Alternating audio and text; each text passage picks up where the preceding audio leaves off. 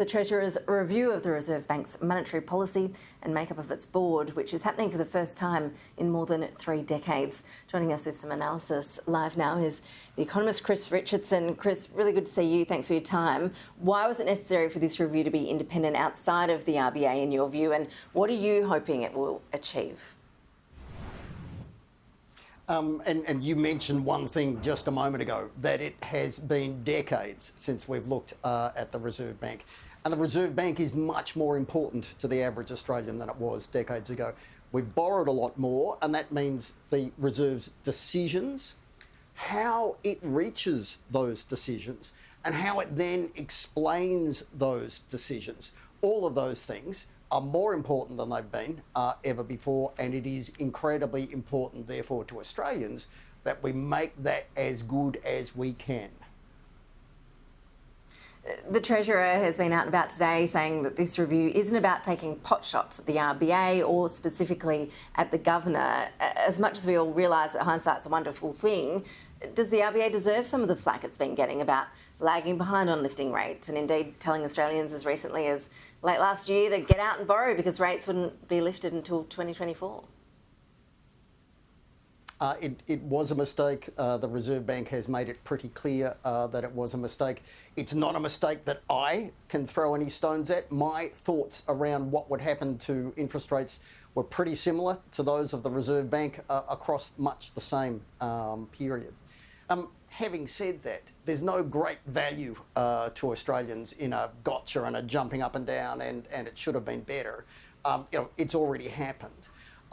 The important question is, looking ahead, how can we manage this sort of stuff into the future? And one of the terms of reference for this inquiry that I really like is actually asking about moments of crisis. And that's exactly what we had in recent times with COVID. And that you want an independent Reserve Bank. But there are moments when the Reserve Bank and the government have to cooperate fast and well. Classically, that's true in a crisis, and I'm glad that they're going to be thinking about that ahead of the next crisis. Which we hope is a long way off. Some Australians saying that they already feel like they're in crisis with these rates going up and no sign of slowing down. A Deputy Governor of the bank said in a speech yesterday that as a whole, households are in a fairly good position to cope with interest rate rises. Why is that broadly? Because there are a lot of people who have big buffers, who have a lot of money, who've sure they've borrowed, but they've comfortably ahead in their repayments. But there's also, and that same speech yesterday pointed out that there are a bunch of Australians who are on the front line, basically, as interest rates go up. And the Governor this morning basically saying, yes, rates will continue to go up relatively fast in the near term.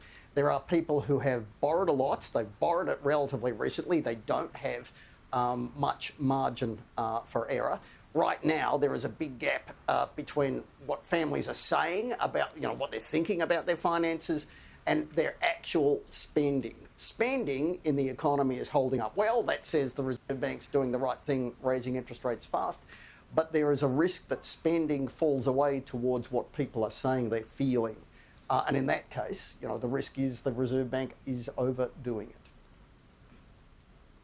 Chris, the Treasurer seems to be pretty firmly in expectation management mode as he crafts his first budget. Jim Chalmers has been warning that the state of the ledger is pretty dire.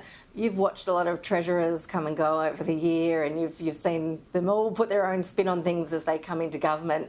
What do you make of the rhetoric we're hearing from Jim Chalmers at the moment? Is it just politics, or are we in real strife when it comes to the state of our finances? Yeah, and a great question, Ash, and the answer is a bit of both, right?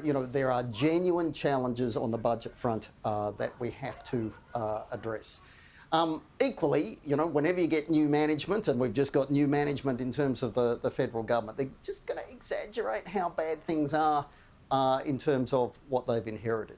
But we do have a genuine challenge. The challenge is not COVID, right? We had to borrow money to protect Australians through the worst of COVID. That's understood, and that costs money.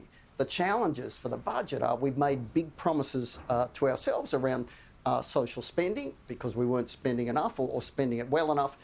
and defence, where the world's become a more dangerous place. Now, those two things are expensive, and one way or another, we're going to have to figure out how to pay for them.